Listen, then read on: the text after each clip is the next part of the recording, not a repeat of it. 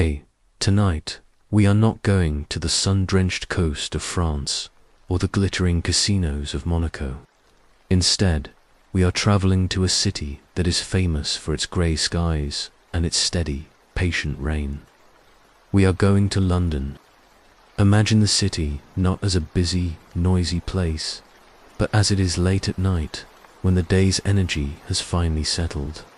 The streets are damp, reflecting the soft orange glow of the streetlights. The air is cool, the city is breathing. We are going to a story that happened not so long ago, in the spring of 2015. It is a story about time itself, about what happens when men who have lived long, complicated lives decide to turn back the clock for one last, extraordinary job. They are not young, they are not fast, they are more like grandfathers than master criminals. World has mostly forgotten, so find a comfortable position. Let your body grow heavy. Let your eyelids gently close. There is nothing for you to do right now but listen to the sound of my voice and let a story unfold. This is the story, Hatton Garden Crew. It is a story of patience, of meticulous planning, and of a very, very thick wall. Let the details of their tale wash over you, like gentle waves on a shore, and allow yourself to drift and to dream. Our story begins in a place called Hatton Garden. For hundreds of years, this small, unassuming area in central London has been the heart of the United Kingdom's diamond and jewelry trade. It is not a flashy place. You will not find bright, modern storefronts or loud advertisements here. Instead, imagine quiet old brick buildings standing shoulder to shoulder, their faces weathered by centuries of London fog and rain. The streets are narrow. The windows display sparkling rings, necklaces, and precious stones, but they do so with a certain modesty. The real treasure of Hatton Garden is not always visible.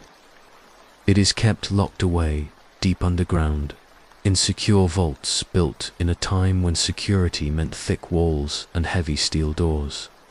One of these buildings, at number 88 to 90, was the Hatton Garden Safe Deposit Company. From the outside, it looked like any other office building, plain, unremarkable, made of simple brick. But beneath the ground floor, there was a secret world, a place of concrete and steel, a large walk-in vault protected by a wall of reinforced concrete nearly 2 feet thick. Behind that wall was a heavy, complicated door that no one had ever managed to breach. Inside this vault were hundreds of safe deposit boxes. People from the jewelry trade and other wealthy individuals rented these boxes to store their most valuable possessions. They stored raw diamonds, glittering gold bars, expensive Swiss watches, and thick bundles of cash. They believed their treasures were completely safe, protected by layers of security deep beneath the sleeping city. And for many years, they were right. The vault was a fortress. But fortresses are designed to keep people out.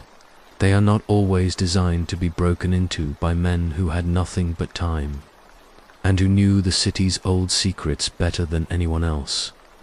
Now, let us meet the men who decided to try. They were not young, they were not strong. They were a small group of old friends, most of them in their 60s and 70s.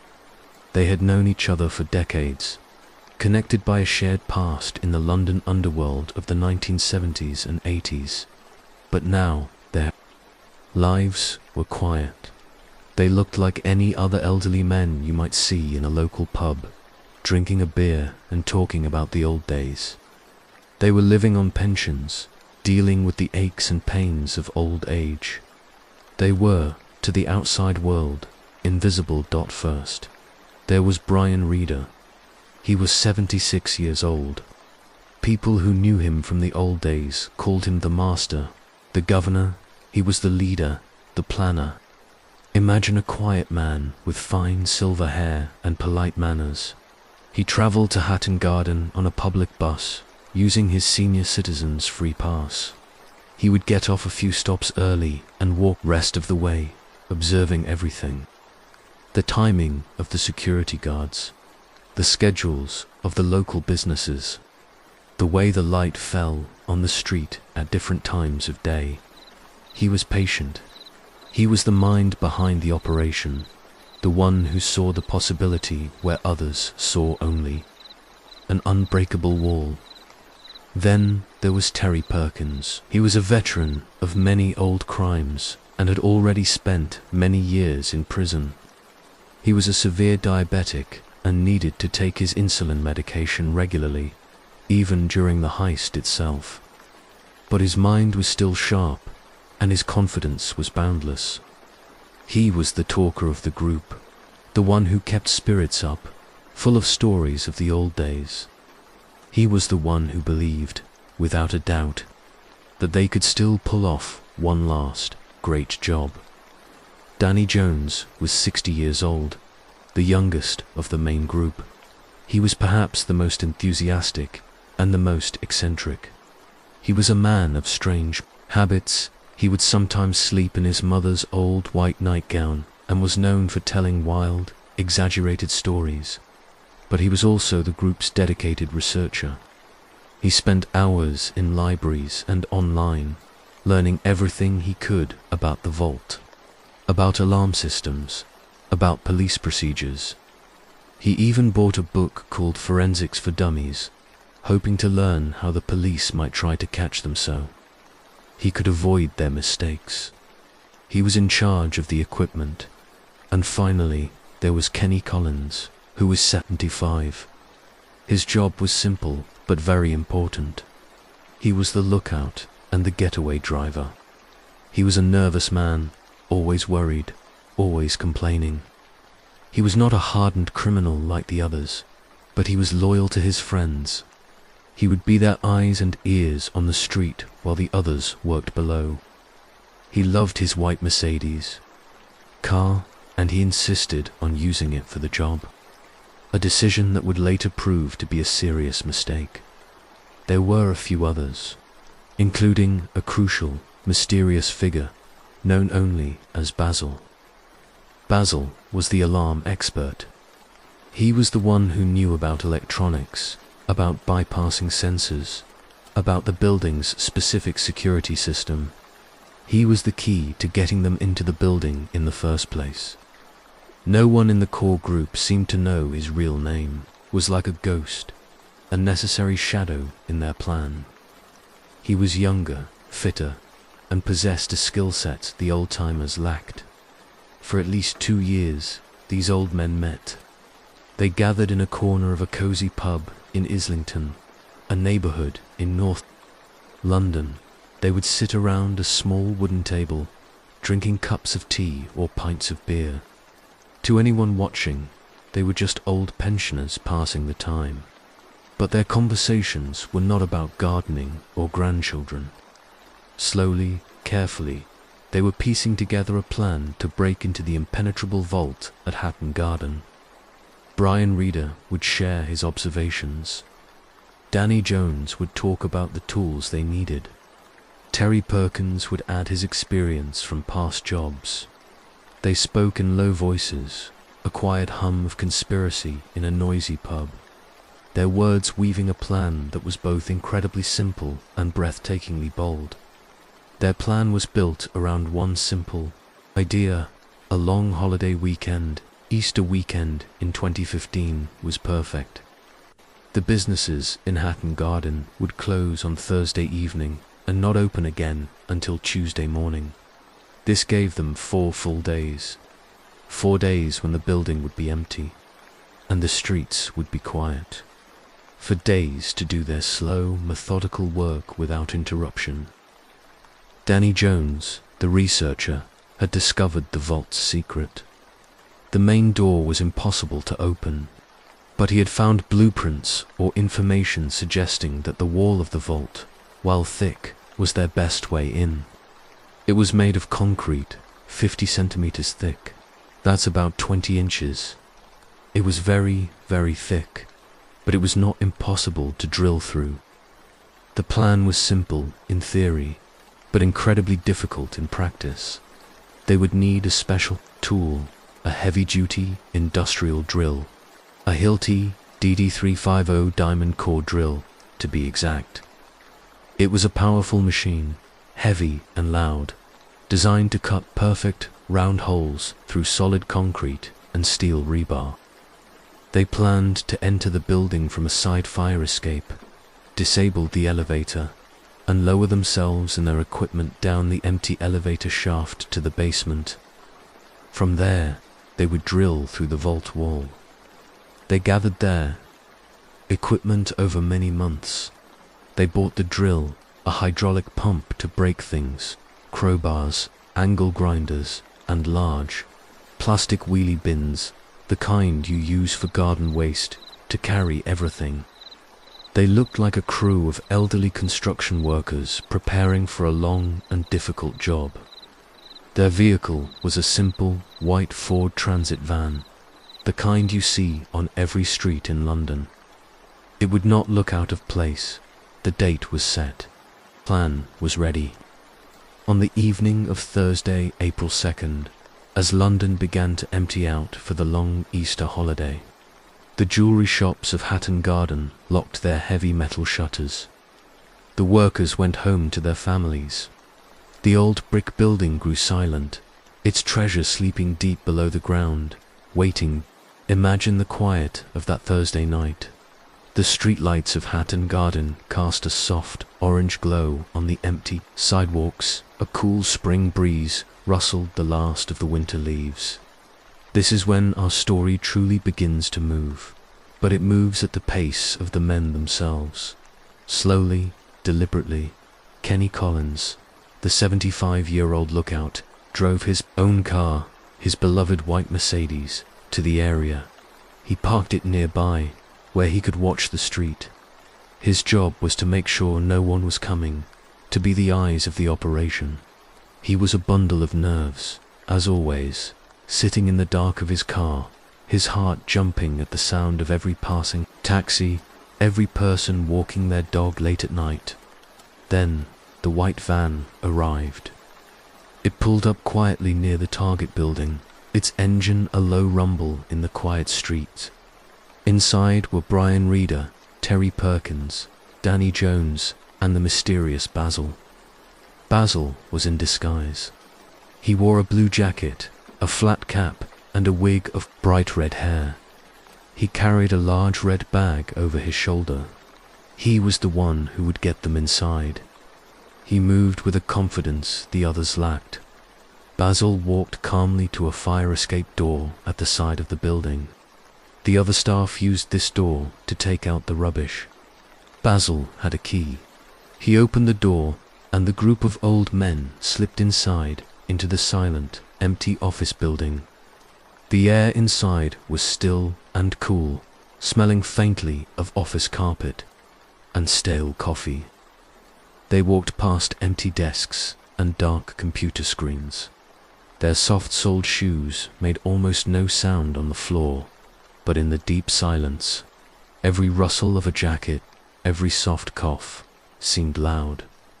Their first task was to disable the elevator. This was a crucial part of the plan. They needed to use the elevator shaft as their private staircase to the basement, where the vault was located.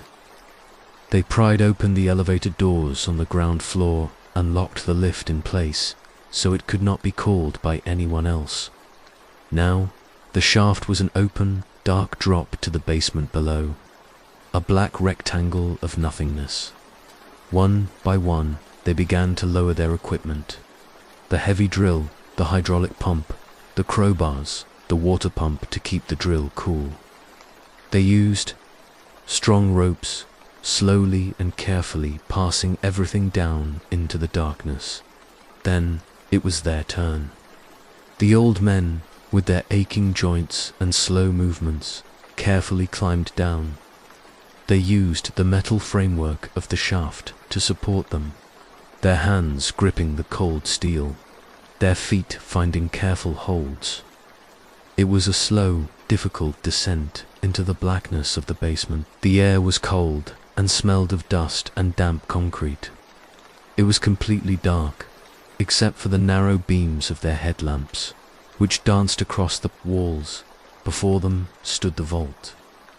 It was not just a door, but a whole section of the building, a fortress within a fortress. And on one side was the 50-centimeter thick concrete wall they needed to breach. Danny Jones and Terry Perkins got to work. They unpacked the powerful drill, mounting it on a special stand they had brought, bracing it against the wall. Machine was heavy and awkward. It took all their strength to get it into position. They connected the water pump, which would spray a fine mist of water onto the diamond-tipped drill bit to stop it from overheating and to keep the dust down. Then, with a final check, they turned it on. The deep silence of the basement was shattered, but it was not a loud, sharp noise that would alert anyone on the street. It was a deep, grinding hum, a constant, low-frequency sound that vibrated through the floor and up through the soles of their shoes. The diamond-tipped drill bit began its slow work, spinning against the hard concrete. Grera. The sound filled the small space, a mechanical monster slowly eating the wall. Inch by inch, the drill pushed its way into the concrete. Concrete dust mixed with the water spray, creating a thick, grey mud that dripped down the wall and formed a puddle on the floor. The work was incredibly slow. It was physically demanding. Terry Perkins and Danny Jones, both in their 60s, took turns operating the heavy drill. The powerful machine bucked and fought against them, and they had to use all their body weight to hold it steady. The hours ticked by. Midnight came and went. 1 o'clock. 2:00, single clock. Up on the street, Kenny. Collins sat in his car, watching and worrying. He was the most anxious of all. He kept thinking he saw police cars. He imagined someone looking out of a window and seeing him. His nerves were almost completely gone.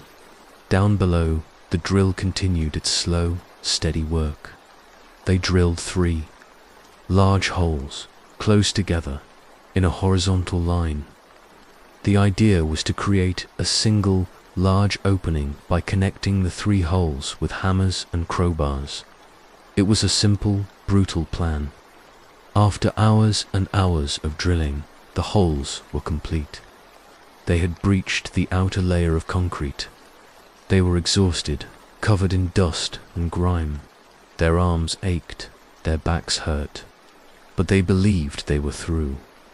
They took a heavy crowbar and pushed it into one of the holes they had made. They expected to feel empty space on the other side, the inside of the vault, but instead, the crowbar hit something hard with a loud, metallic clang. It was solid metal. Their hearts sank. Behind the concrete wall, bolted to the floor, the heavy, steel cabinet that held all the safe deposit boxes. Their entry point was completely blocked by it. They pushed and pulled with their crowbars, but it wouldn't move. It was a solid, immovable object. They had drilled for 8 hours, and they had hit a dead end. Their plan had failed. Brian Reeder, the 76-year-old leader, was defeated. He had had enough. His body ached. He was cold and tired. "We're not going to get in," he said, his voice full of disappointment. He slowly climbed back up the elevator shaft, his old body groaning with the effort and the failure. He took the train home. For him, the heist was over. The others were left. In the basement, staring at the blocked hole, it was almost morning. They were out of time for tonight. Defeated, they packed up their tools, cleaned up the grey mud as best they could, and climbed back up the elevator shaft. They left the building just as the first light of Good Friday was beginning to touch the London sky. They drove away in their white van, leaving the silent building behind them. The vault was still secure. The treasure was still safe. The fortress had won. The crew was scattered and defeated. They spent all of Good Friday resting, their old bodies aching from the night's hard labor. But Terry Perkins and Danny Jones were not ready to give up. They had come so close. They had drilled through the wall. They just needed to solve the problem of the metal cabinet. Every problem has a solution. Danny Jones, the enthusiastic researcher, knew what they needed. More power, not a bigger drill, but a different kind of tool. He went online and found what he was looking for: a 10-ton hydraulic pump and ram, kind used by mechanics to push heavy engines out of cars. It was a small but incredibly powerful piece of equipment that could push with immense, silent force. On Saturday morning, while the rest of London was enjoying the holiday, Danny went to a tool shop and bought one. That night, Saturday night, they decided to go back. This time, it was a smaller, more determined crew. Just Terry Perkins, Danny Jones, Kenny Collins, and the mysterious Basil. Brian Reeder, the leader, was gone. He was at home, convinced the job was impossible. Once again, Kenny Collins took his post as the lookout, sitting in his white Mercedes, his anxiety even higher than before. He was sure they would be caught this time. The others, led by the calm and capable Basil, slipped back into the silent building. They made the slow, careful journey back down the elevator shaft, back into the cold, dark basement. They stood again before the wall, before the 3 holes they had drilled 2 nights before. They had the new tool, the hydraulic pump. It was their last hope. They positioned the hydraulic ram inside the opening they had made and started to pump the handle. Slowly, powerfully, the ram began to extend. It pushed against the back of the heavy steel cabinet. For a moment, nothing happened. Then, the metal of the cabinet began to groan under the immense pressure. The steel bolts holding it to the floor began to strain.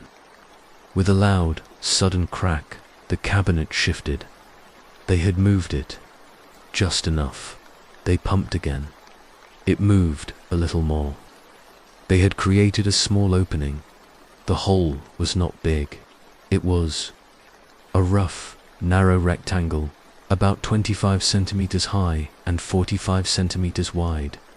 A tight squeeze, even for a thin person. Terry Perkins, who was 67, went first.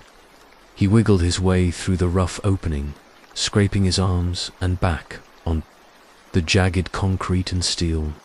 And then, with a final push, he was inside. He was in the Hatton Garden vault. Imagine the feeling.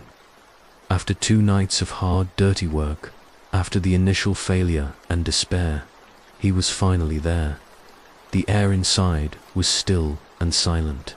He shone, his flashlight around the dark space. The narrow beam cut through the darkness, revealing rows and rows of metal boxes. 750 safe deposit boxes, stacked from the floor to the ceiling, one by one. The others squeezed through the narrow hole. Danny Jones, Basil, they were inside the treasure room. There was no celebration, no shouts of joy, just the quiet, focused breathing of old men who had a lot of work to do.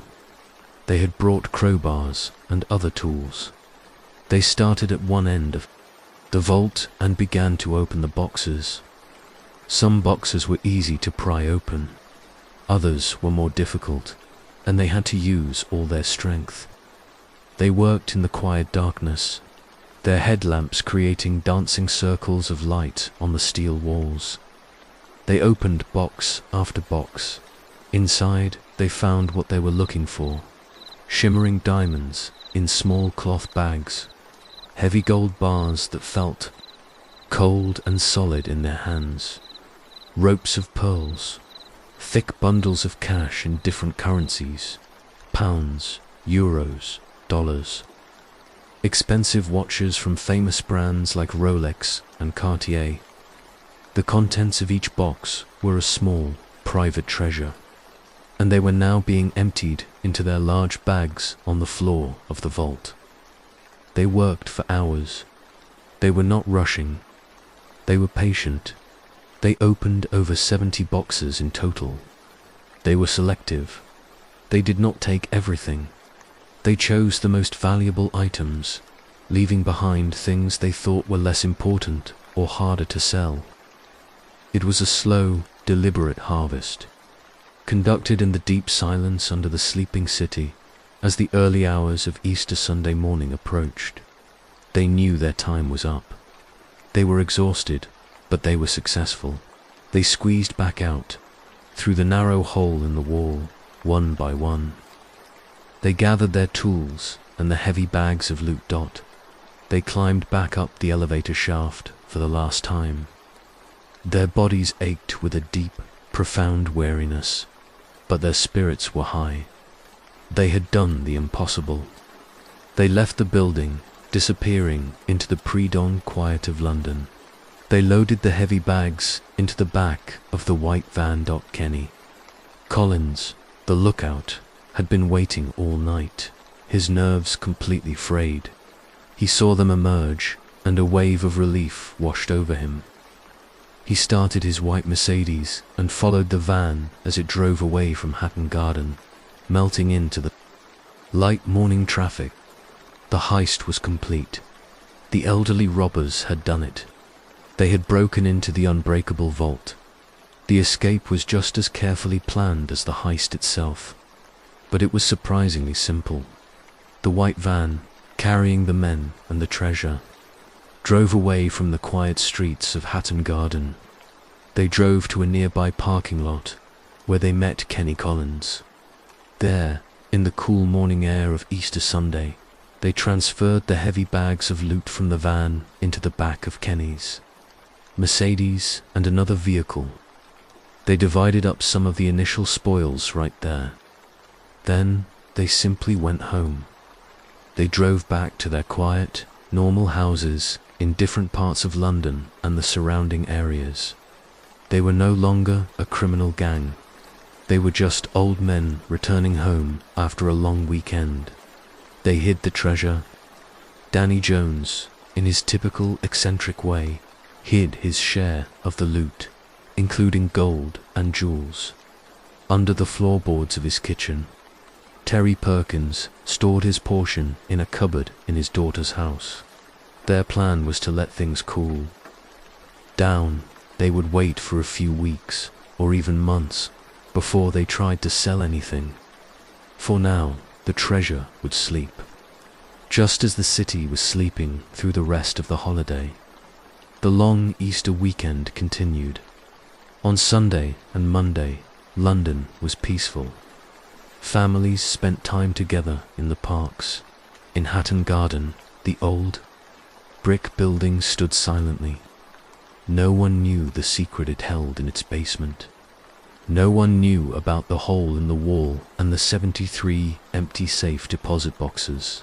Then, on Tuesday morning, the holiday was over. The city woke up. The workers of Hatton Garden returned. The jewelers unlocked the shutters of their shops. The staff of the Hatton Garden Safe Deposit Company arrived to start their day. They tried to call the elevator, but it wouldn't come. They noticed the fire escape door was slightly ajar.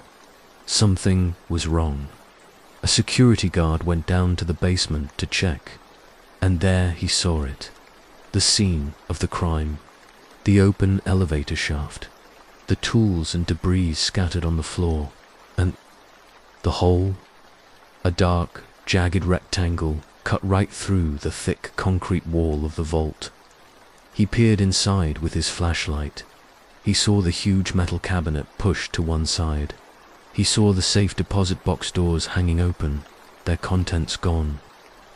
The silence of the vault was no longer the silence of security. It was the silence of emptiness. The police were called.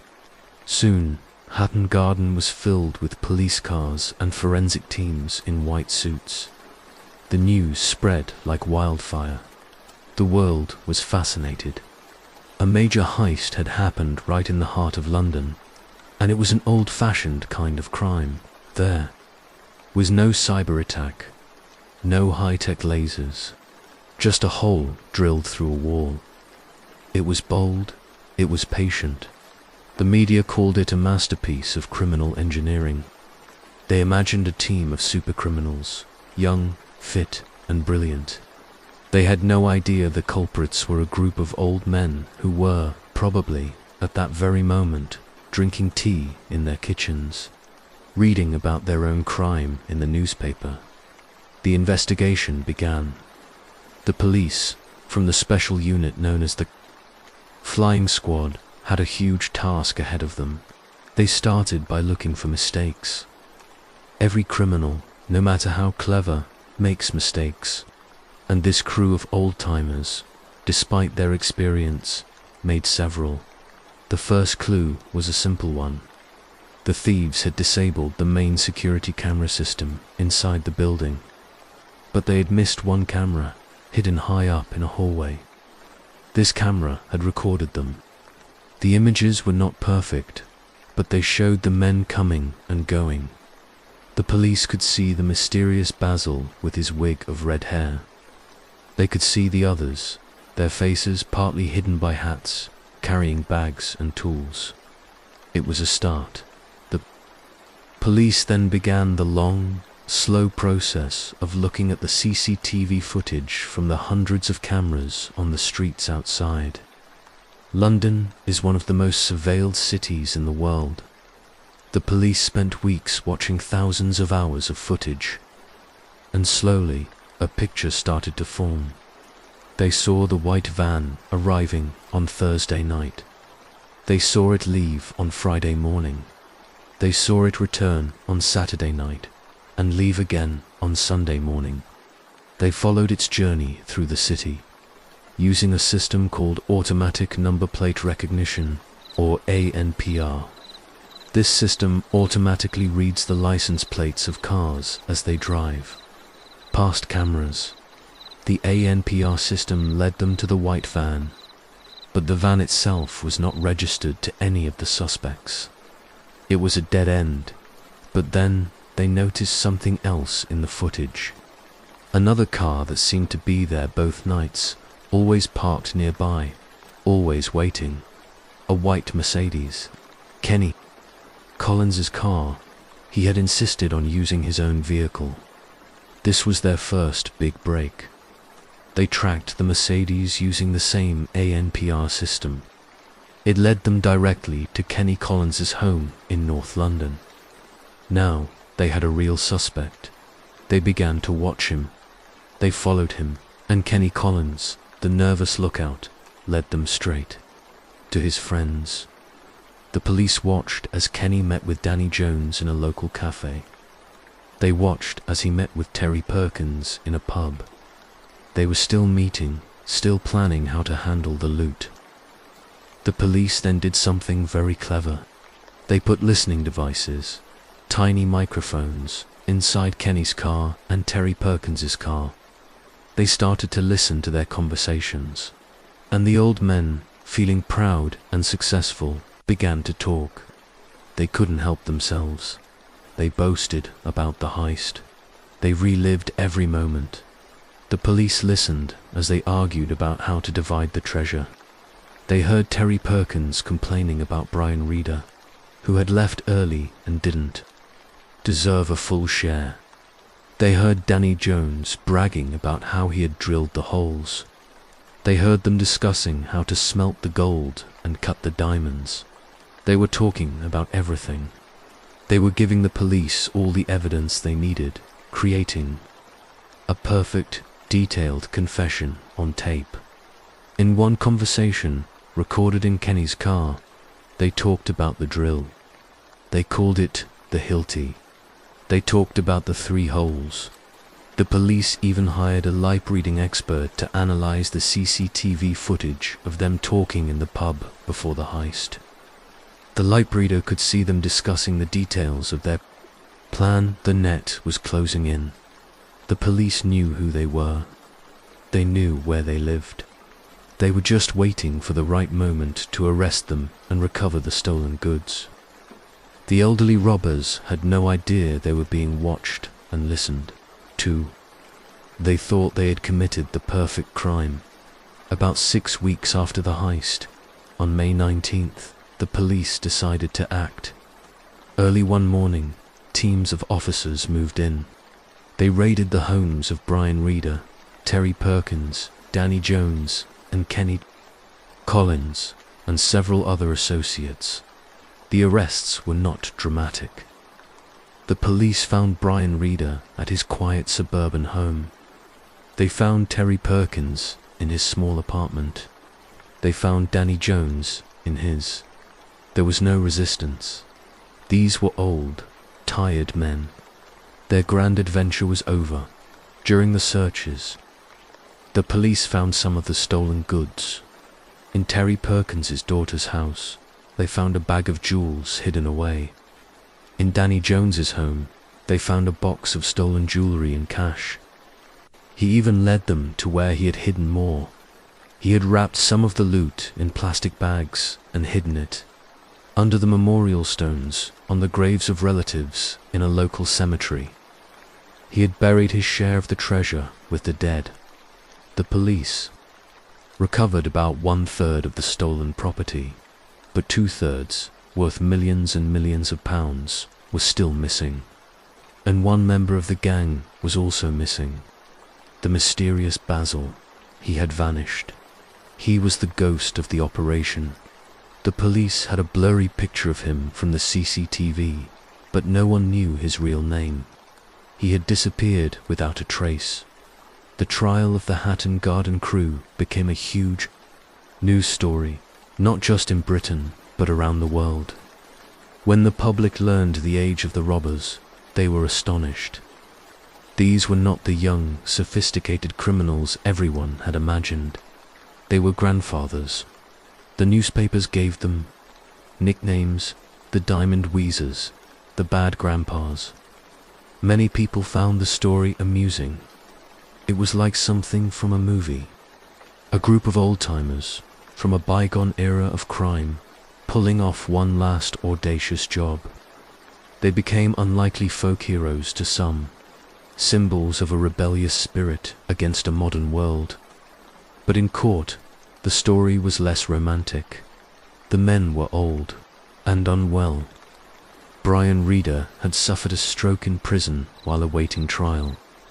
Terry Perkins attended the trial in a wheelchair, needing help from guards. They looked frail and defeated. They were found guilty. The judge acknowledged their age and their poor health, but he also spoke about the seriousness of their crime. They had violated the security and peace of mind of hundreds of people. They had stolen precious, often sentimental, items that could never be replaced. They had caused immense distress to the victims. Brian Reeder, Terry Perkins, Danny Jones, and Kenny Collins were all sent to prison. They received sentences of 6 or 7 years. For men in their 70s, this was a very long time. It was likely that some of them would spend the rest of their lives behind bars. And so, the story of the main crew came to an end. Terry Perkins died in prison in 2018. Brian Reeder was released from prison early due to his failing health and died at home in 2023. Their final, great adventure had led them not to a comfortable retirement on a sunny beach, but to a sad and lonely end in a prison cell. But 2 mysteries remained. The first mystery was the missing treasure. Where was the rest of the loot? The police believed the men had helped from others to hide it, and that it was quickly moved out of their possession. To this day, most of the gold, diamonds, and cash from the Hatton Garden vault has never been found. It is out there somewhere, a hidden fortune waiting to be discovered, or perhaps already spent, scattered across the world. The second and bigger mystery was Basil, who was the ghost who had disabled the alarms and let the crew into the building. For years, his identity was unknown. The police hunted for him. They released the blurry CCTV image of the man with the red wig. The public was fascinated. Who was this master of alarms who had simply vanished? For 3 years, Basil remained a ghost, but the police did not give up. They continued their slow, patient investigation, and eventually they found him. In 2018, they arrested a man named Michael Seed. He was an electronics expert in his late 50s who lived a very quiet, simple life. His neighbors had no idea. He was connected to one of the biggest heists in British history. When police searched his flat, they found more of the stolen gold and jewelry hidden in plain sight. He was the last piece of the puzzle. He too was sent to prison. And so, the story of the Hatton Garden Heist draws to a close. It is a story not of glamour, but of grit. A story of old men who used simple tools and immense patience to achieve something extraordinary. They were not brilliant masterminds. They were caught because they made simple, human mistakes. They drove their own cars. And most of all, they couldn't resist talking about their success.